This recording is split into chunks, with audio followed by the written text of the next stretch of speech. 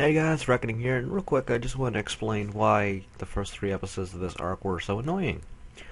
As it turns out, when I first recorded them, which was about, I want to say almost 2 months ago now, I had told my recorder to mute speakers during recording, or not that, I told it not to record system audio because, I guess, when I recorded the intro for the first episode of the Shizune arc in Camtasia's studio, the recorder's like, oh, you don't want to do that while you're recording either. So, for the first three episodes, that I recorded in that session about 2 months ago, there was no background audio. There was just the video of the game and my commentary.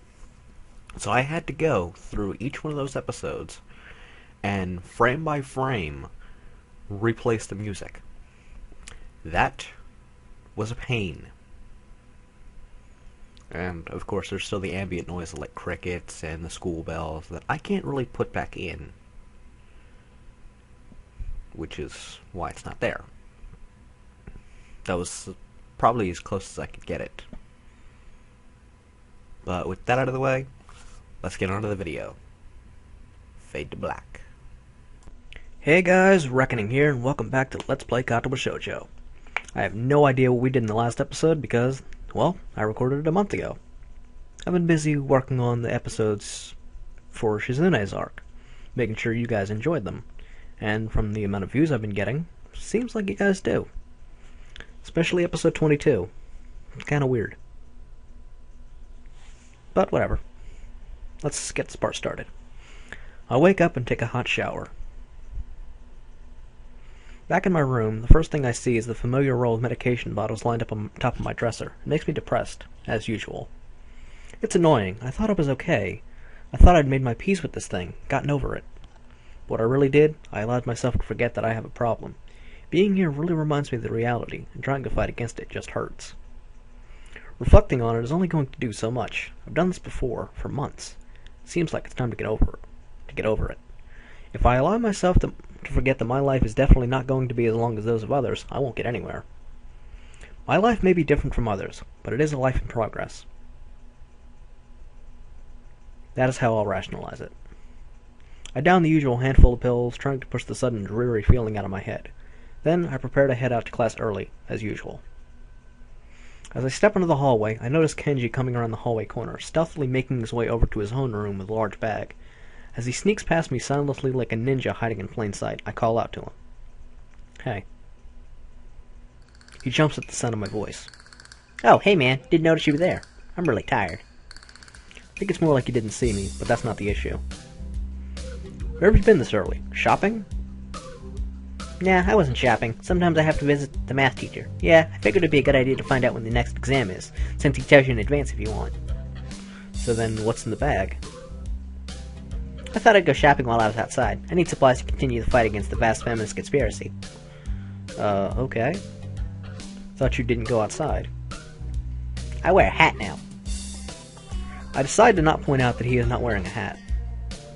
An awkward silence settles between us, and then Kenji breaks it by pushing his door open slowly, releasing a creaking sound in the air that only makes the moment seem more awkward. He sets the bag down inside his room and then closes the door.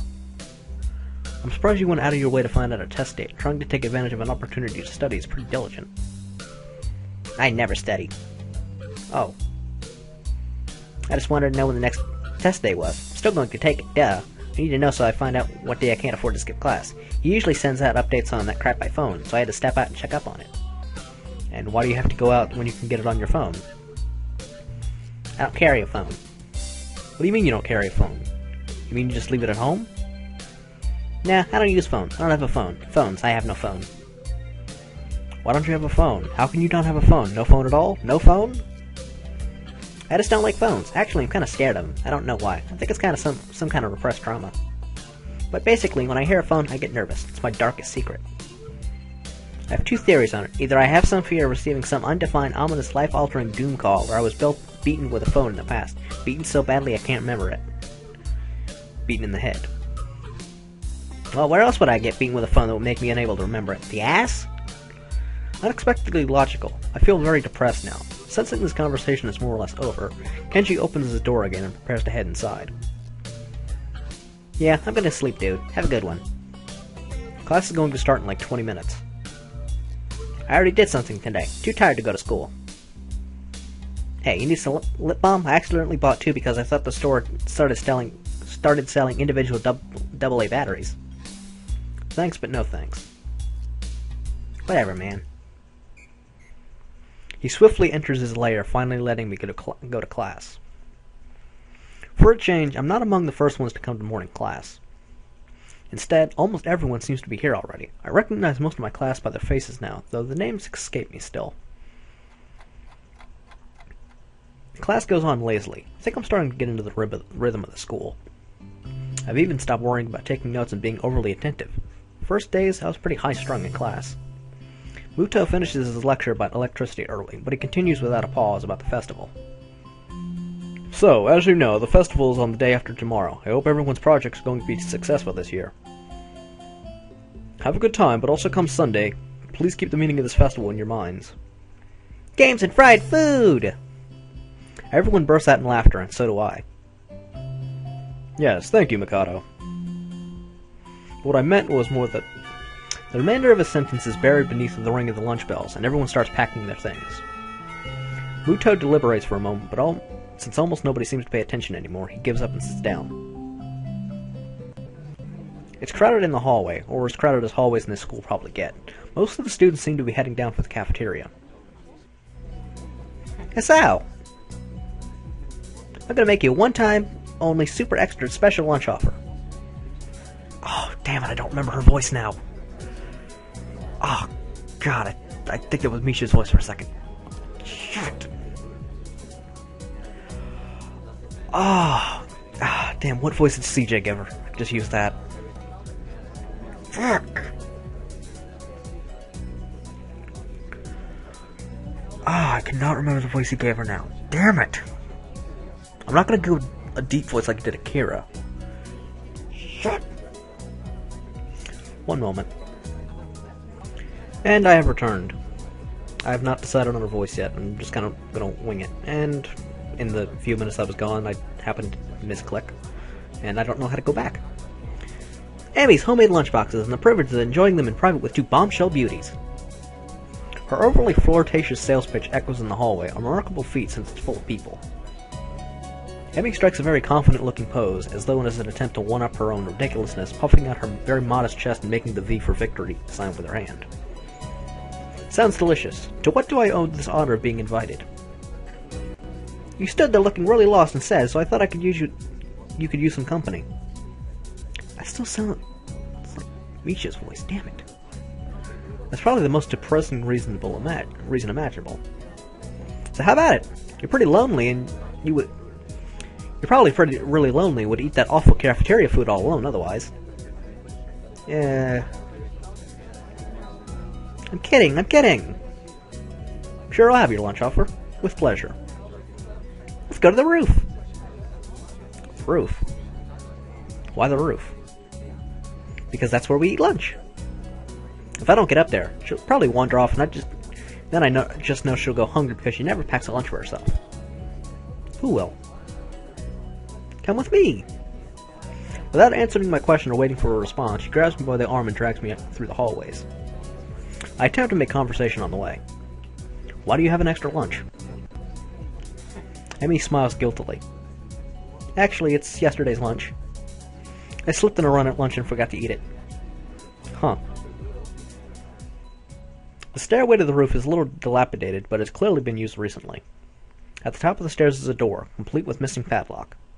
Wonder who the intrepid individual who was that removed that lock. Well, I can tell you who it wasn't. Emi shoves the door open and steps beaming into the sunlight. I wonder who that is. Suddenly, a tall, dark stranger appears out of nowhere, standing imposingly in front of us. Emi flinches back, almost falling down the stairs. Hello. Yipes, you scared me, Ren! Wait, isn't she... Hello. Oh, I love this music! the Rin's theme, parody. Oh my god, it's amazing. Noticing that Rin is speaking to me, Emi looks curiously at me. You two know each other? I look confusedly at Emi. She's that friend of yours? Rin has turned her gaze toward the clouds drifting above the school. I didn't know you knew this person, Emi. That didn't last long. Damn it! The awkward silence lasts only for a few seconds till Emi lets out a tiny giggle, shrugging the coincidence off. I invited us out for lunch. If you know him, that's just better. Oh, does this mean I don't get food? Or did you invite him for lunch without the lunch? Neither. I have food for 3. Nice thinking. They walk to the other end of the roof while I stay at the clock tower for a while, taking in the atmosphere.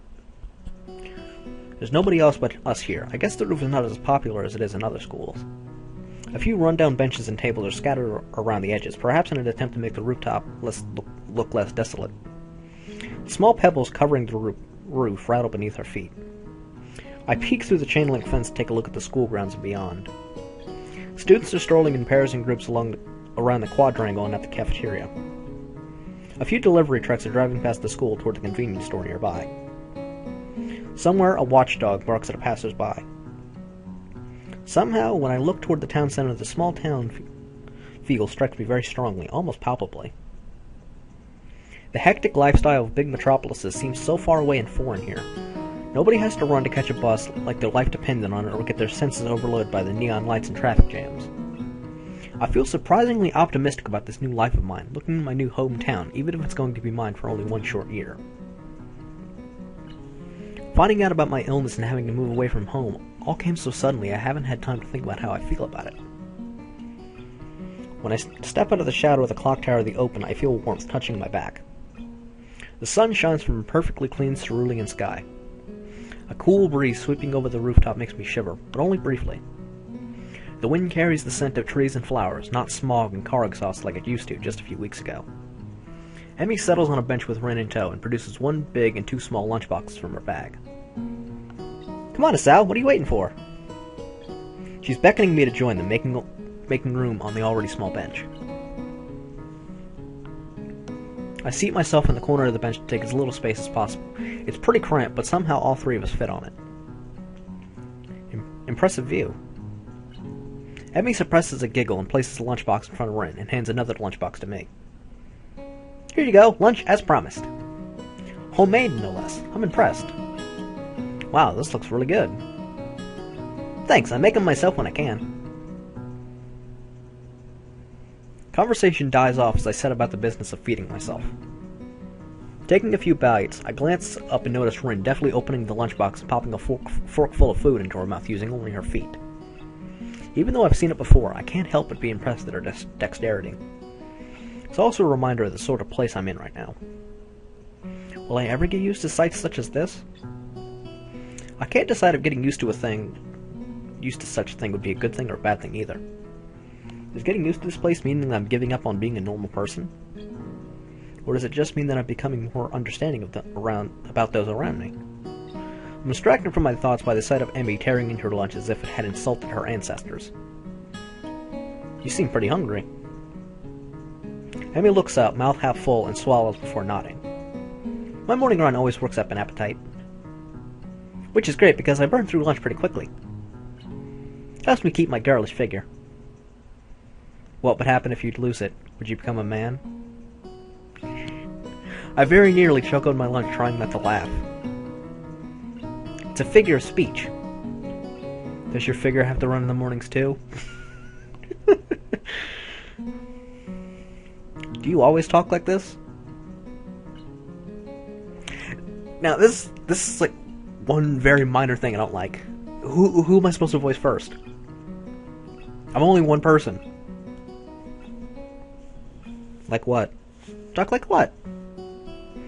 I think that answers my question. Or, never mind. So, I struggle to think of small talk and settle on the obvious question. How'd you two meet? Rin seems content to let Emi answer this question. Someone in the housing department thought we'd complement each other well, so we were assigned rooms next to one another. Complement each other? like shoes and a suit. Huh? Emi giggles at my confusion. Put us together, we've got all our limbs, get it? Ah. So I started helping Rin get ready in the mornings, and that was that. I mean, you can't help someone get dressed every morning and not get along. I see. Rin chooses this moment to interject. I have trouble with shirts. Right, that seems fairly obvious. Really? Kind of? This isn't helping, but at least Emi seems to find the whole thing funny. That, combined with the fact that Rin is genuinely curious, make me feel slightly better, and yet confused. I mean, you've got no arms. So, putting on a shirt seems like one of those things that would be difficult. You know what? I'm just gonna stop talking now. It'll save me a lot of trouble in the long run. Rin nods in what I suspect is meant to be a sage manner. I see. The conversation dies as I turn my attention back to my lunch. It's really quite good. Emi finishes her lunch first and makes a contented noise. Ah, that was good. As she busies herself with cleaning up her lunch, Rin speaks up. I'm thirsty.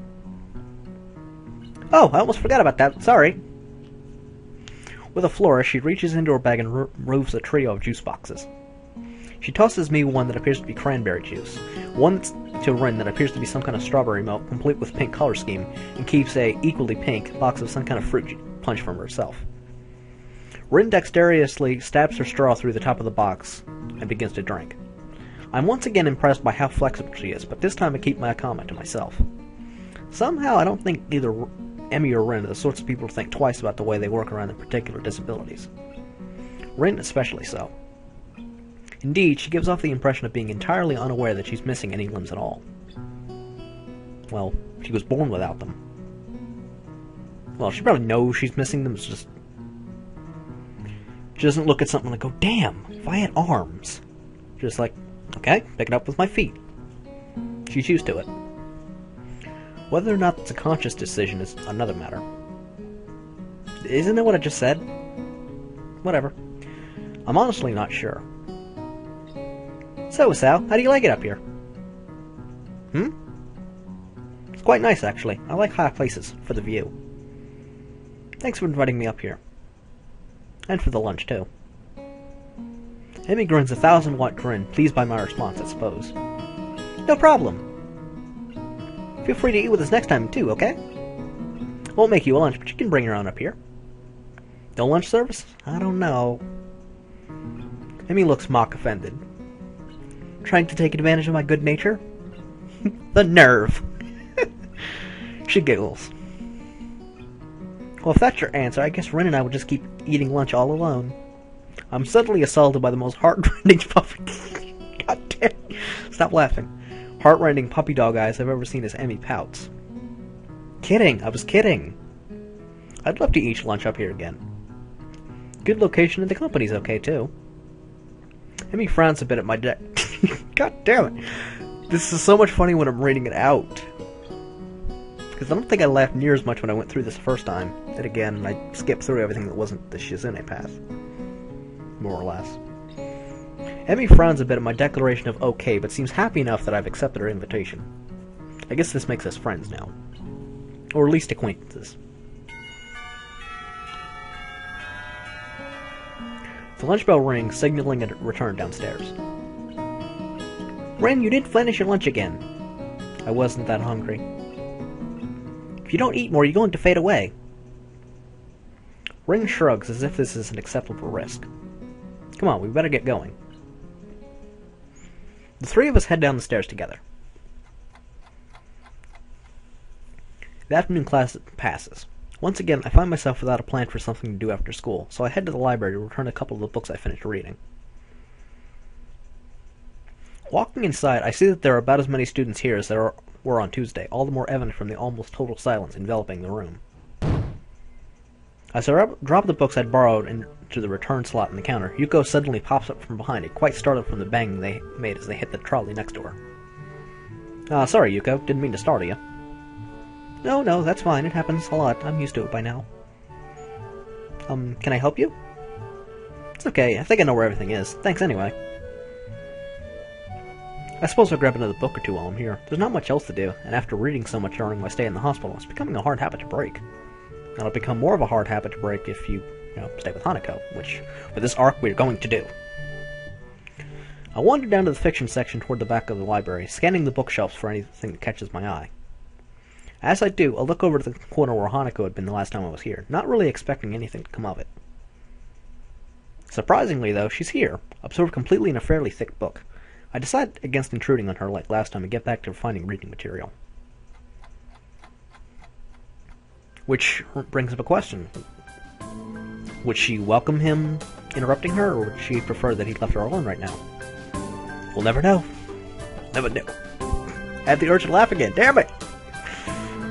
After an indiscernible amount of time spent perusing the aisles, I finally decide on a couple of books to get and slide them off the shelf. With a minimum of fuss, I quickly walk over to the counter, check out my books, and pop them into my bag as I walk out.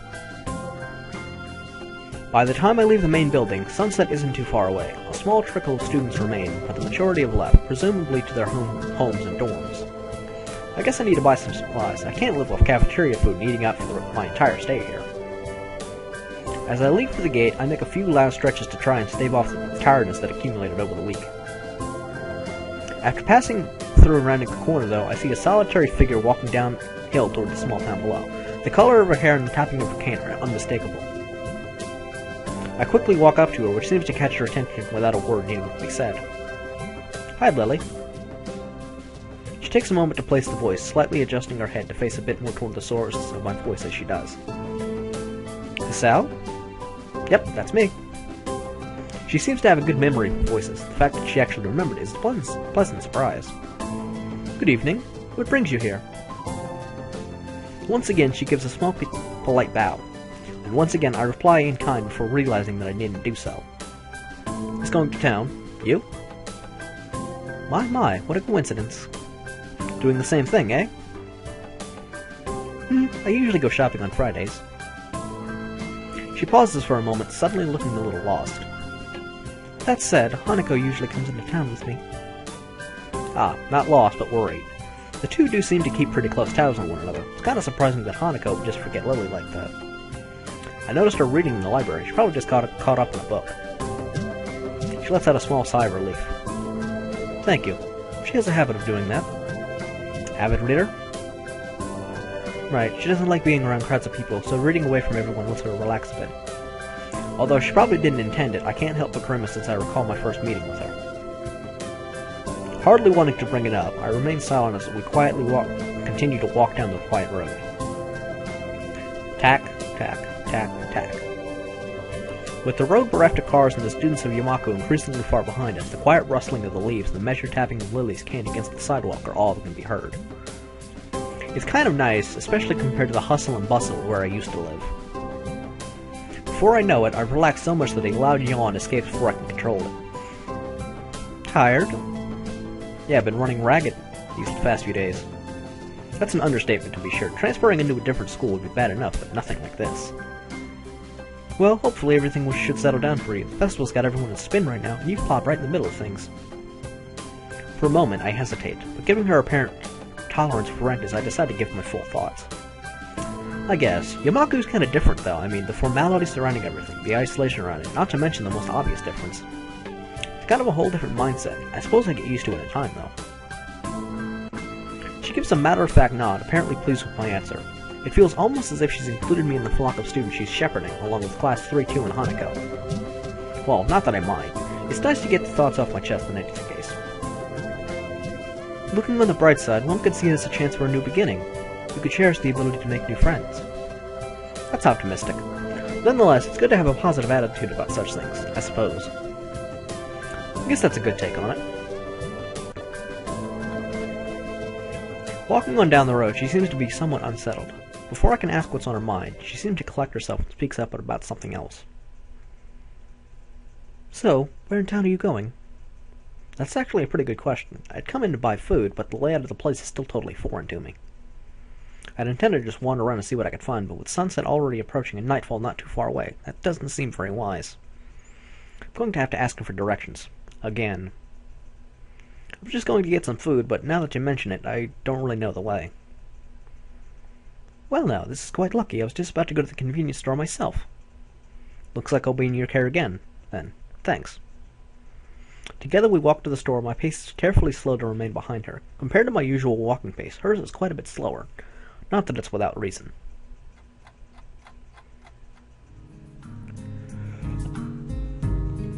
This looks like a 7-Eleven. Probably just the colors. After what couldn't be more than several minutes, I catch sight of our objective. This town really is pretty small. It's Japanese. I see beer. Why is that the only English word? Is that seriously the only English word in the entire picture? Well, there's an ampersand, but whatever.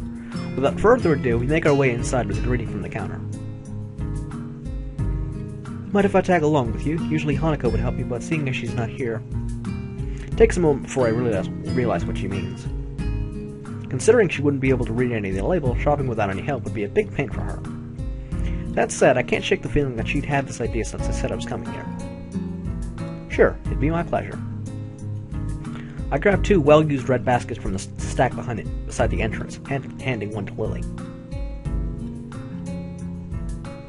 She lays it on the ground, putting her school bag in, retracting her can and sliding it through the basket's handles before picking it up in her right hand. Wait, if she doesn't use her cane... Before I can complete the thought, she comes beside me and pinches the cuff of my uniform with her slender fingers. Is this alright? Sounded like my voice cracked there for a second. Whatever. Sure. I have no reason not to accept. I can think of worse things than shopping with a pretty girl holding on to me, even if it's out of necessity. We navigate our way through the store, with not one of the occasional passing customers seeming to bat an eyelid. Considering how close Yamaku is, I guess seeing students from it must be entirely normal for the local residents. I feel a bit tongue-tied. As we reach each aisle, I quickly check with Lily and find out what she needs. I grab it along with what I'm looking for and put our items into the respective baskets. Guess this is on the same routine she and Hanako follow every Friday. Right, all that's left now is the bread, and that should be all my shopping done. Do you need anything else, Lily? No, this should be everything. Off we go, then. With a quick side trip to the bakery section, we make our way to the registers. The line, thankfully, is almost non-existent. It's not long before we've paid for our food and are out the door. As Lily retrieves a can and extends it to full length, I waste a minute looking upward at the night sky while holding both our bags. For a moment, I try to make clouds with my breath, but the summer's heat doesn't seem to cooperate. Eventually, she rights herself, taking a quick stretch before taking her bag and leaving me to my 2. You tired as well?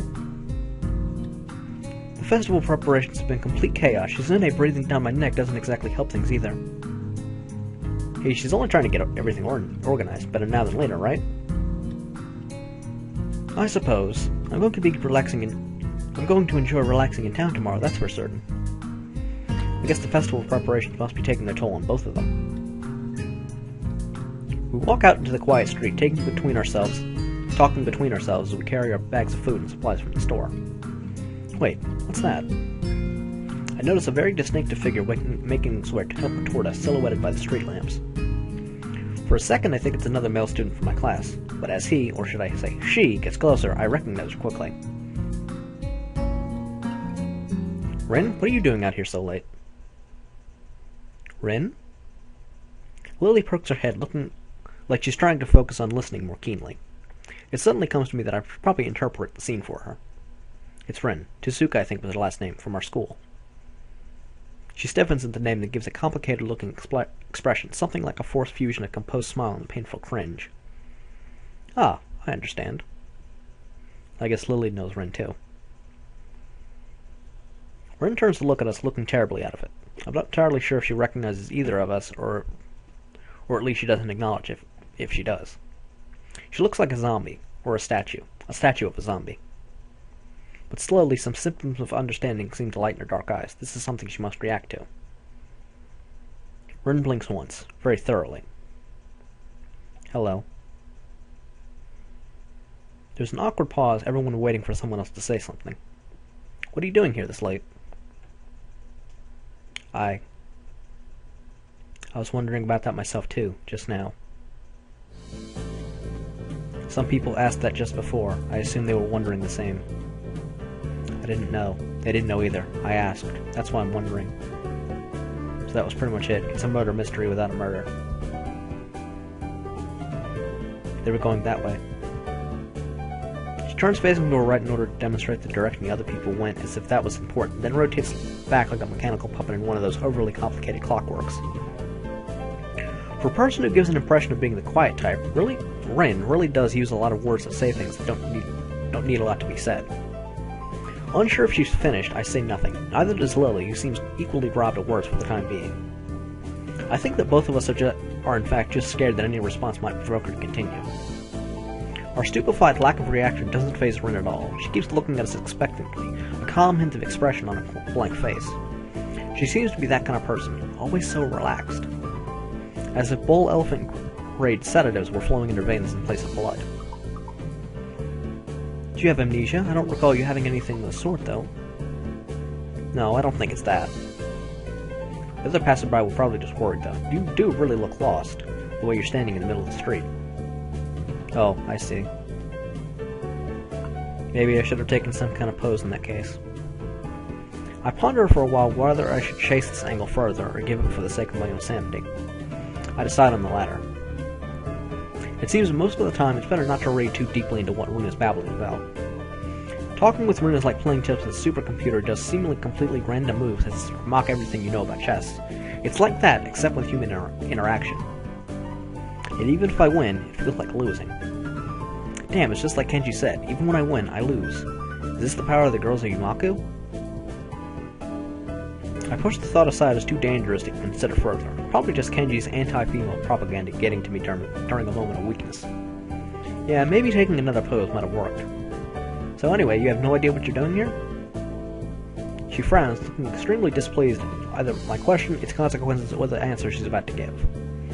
I do have some idea. I can't really tell what kind of an idea. That sounds like progress, at least. Lily senses if she's spotted an opening for some kind of discernibly normal conversation. I can't say I share her optimism. Yes, there is some, definitely. The rest will come later. I'm sure of it. I always have reasons. The ensuing silence kills Lily's hopes all too visibly. That didn't last long. Rin's, as far as I can tell, unbased assurances aside, what should be done? We could just leave her to her own devices, whatever those are, but it's late and I don't think we'll be getting any thanks if Rin is found standing here in the middle of the night. Which she probably will, unless she manages to remember what she was doing here in the first place. As for me trying to guess what might have been going on in her mind when she decided to embark on this adventure, the chances seem to be on par with winning the lottery. Several times in a row. Lily's oddly quiet too. I'd appreciate some support from the sidelines here, especially if she's more familiar with Rin than I am. But it can't be helped. It seems her familiarity with Rin is exactly why she's staying subdued. So I assume you were going somewhere and not coming back to the school. Any idea where? Her eyes widen in shock and she jolts back in a somewhat artificial way, making it seem like an act rehearsed for situations like this. Are you a mind reader? Is that your disability? How unique? No. What? Why would you think that? You knew what I was doing. It was just an educated guess. We walked the same street in the other direction just before to get to the store. If you were going to school, we would have met you on the way. Oh. She looks a little disappointed. Like Kenji. Like Kenji, Rin appears quick to jump to completely irrational conclusions. Maybe it's something in the water here. I make a mental note to stock up on soft drinks. You know, that's the second time this week someone asked if I was a mind reader. Do I really give off that impression? Rin shrugs her shoulders, which is all the answer I get. You know, maybe you should come with us back to the school? Lily interjects just as I am about to further debunk my alleged mind-reading capability. She sounds rather concerned, a paper-thin smile on her face badly disguising that fact. Maybe she came to the same conclusion I did. For everyone's sake, I decided to let the mind-reading topic drop, as it's entirely inane anyway. Yeah, Lily's right. If you can't remember, there's no point staying here. Rin considers this simple deduction for a moment, then nods. Okay. Or, okay. That's my favorite voice now, aren't I? I think I'll cut this part off here. Might need to take a little break for the next one. So, next time on Let's Play Katawa Shoujo, we will finish up the scene with Lily and Rin. Most likely talk more with Hanako, and probably a few other things. Maybe we'll get to the festival. I don't know yet. But until then, I am Reckoning. You're the viewers. Leave me a like if you like this. Leave me a favorite if you really liked it.